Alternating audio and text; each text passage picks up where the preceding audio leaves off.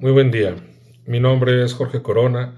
Soy estudiante de la carrera de Psicología en la Universidad Michoacana de San Nicolás de Hidalgo. El día de hoy voy a hablar sobre uno de los 5 paradigmas de la educación y me refiero al paradigma conductista. El paradigma conductista concibe el aprendizaje como un cambio observable y medible en la conducta, resultado de la asociación entre estímulos y respuestas. El conductismo se fundamenta en la idea de que el conocimiento no es algo que se construye internamente, sino que se adquiere por condicionamiento y puede ser moldeado a través del esfuerzo positivo y negativo. Se enfoca en conductas externas, dejando de lado los procesos mentales internos. ¿Cuándo y cómo surge el paradigma conductista? Emerge en los primeros años del siglo XX, principalmente en Estados Unidos, en un contexto en el que la psicología buscaba consolidarse como una ciencia empírica y objetiva, alejada de la introspección y de los métodos subjetivos que caracterizaba la psicología. El punto de partida se sitúa en 1913 con la publicación del influyente artículo de John B. Watson titulado La psicología tal como la ve el conductista, donde establece los principios fundamentales del conductismo y propone que la psicología debe estudiar únicamente la conducta observable y medible, dejando fuera los procesos mentales internos por considerarlos no científicos. Los fundamentos epistemológicos en los que se basa el conductismo, pues son 4 principalmente. Uno de ellos, el empirismo, que nos dice que todo conocimiento proviene de la experiencia sensorial, todo aquello que percibimos a través de nuestros sentidos.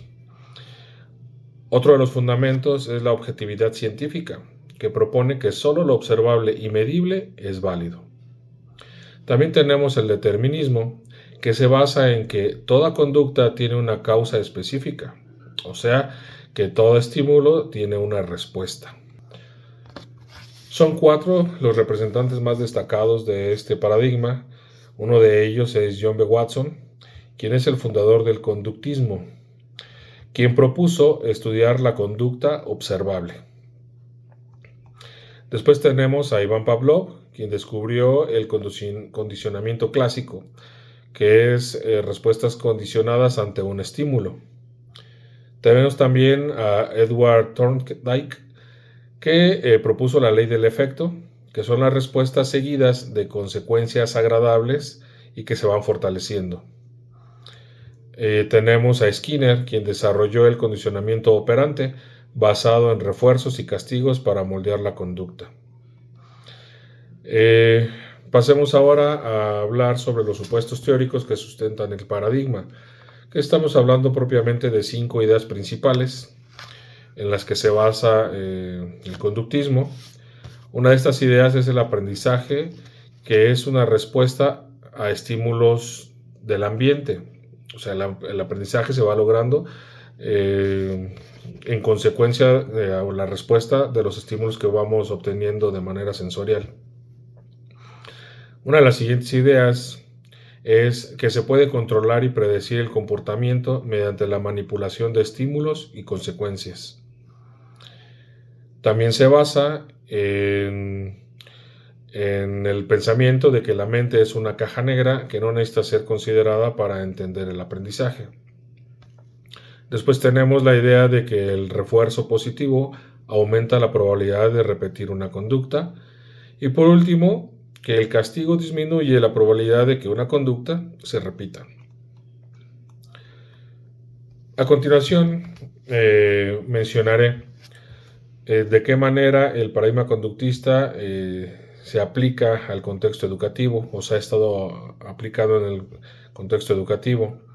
Y pues bueno, si consideramos uno de los principales elementos como son los alumnos, lo vemos como un sujeto pasivo, receptor de estímulos y quien responde a los reforzamientos que se le van dando. ¿Quién hace estos reforzamientos? Pues tenemos la figura del maestro, que es la figura central y de autoridad. Esta figura diseña los estímulos y controla las respuestas. Otro elemento dentro del contexto es la enseñanza. La enseñanza propiamente es la transmisión de conocimientos mediante instrucciones directas y repetitivas. Derivado de esto, obtendremos el aprendizaje. El aprendizaje, que es el cambio de conducta observable, que es la adquisición de hábitos o habilidades. Para poder lograr este aprendizaje tenemos las estrategias. Las estrategias tienen que ver más con la repetición, la memorización, ejercicios programados, uso de premios y castigos como respuesta a los estímulos.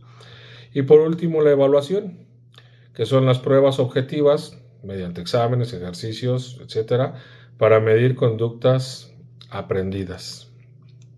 En resumen, el paradigma conductista surge en un momento de búsqueda de cientificidad en la psicología, bajo la influencia del empirismo, el positivismo, la filosofía experimental, la fisiología, la crítica al subjetivismo.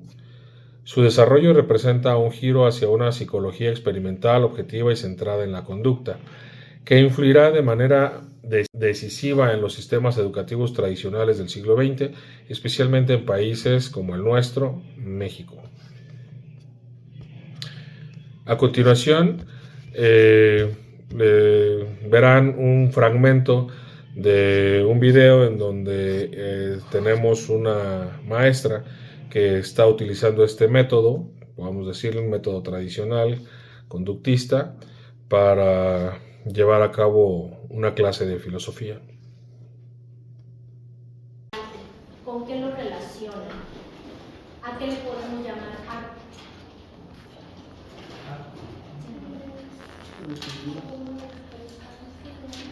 Una forma de expresión. Ok. Y por ejemplo, ¿a cualquier forma de expresión le podemos llamar arte? ¿Qué características tendría que tener para llamarle arte? Que sea bello. Que sea bello. Para ti la belleza es imprescindible. Ok.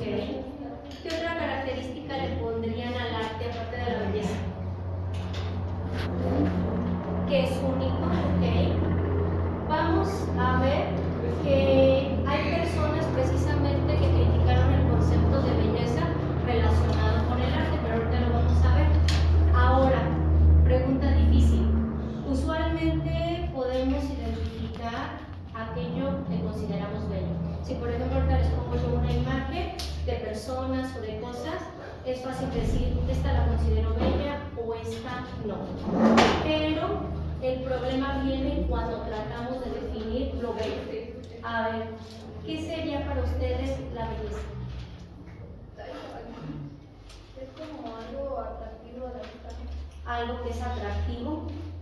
¿Y qué características tiene que tener para que lo consideremos atractivo?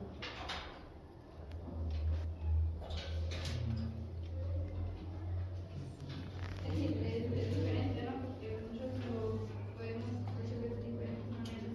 Ok. ¿Para ti la belleza está en la percepción de la persona? Porque hay corrientes filosóficas, lo vamos a ver, que dicen que no, que la belleza está en las características del objeto, su forma, su tamaño, sus características en general. Esas corrientes se llaman objetivistas porque tienen relación con el objeto. Pero hay personas como tú que dicen no, es que la belleza está en quien percibe el objeto, en el sujeto, se llaman subjetivistas. Pero esta es una apertura precisamente para analizar la estética. Vamos a empezar por definirla. ¿Qué es la estética? Ya lo comentamos ahorita, es una rama de la filosofía. ¿Cuáles son sus dos preguntas fundamentales y que estudia? Número 1, la belleza. Número 2, el arte. Pero siempre para entender un poquito más una palabra hay que irnos al origen de la misma, o también se le llama etimología. En este caso, fíjense el origen de la palabra. Es una palabra griega. La palabra original es aestetike. ¿Qué significa aestetike? Nos dice tiene relación con los sentidos. La palabra como tal, si nosotros la traducimos, significa sensibilidad,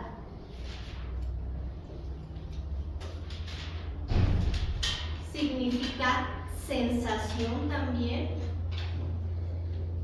o en pocas palabras, sentir. De hecho, si ustedes analizan bien la palabra, También Bueno, pues muchas gracias por su atención y los créditos son solamente para Jorge Corona Zamora. Saludos.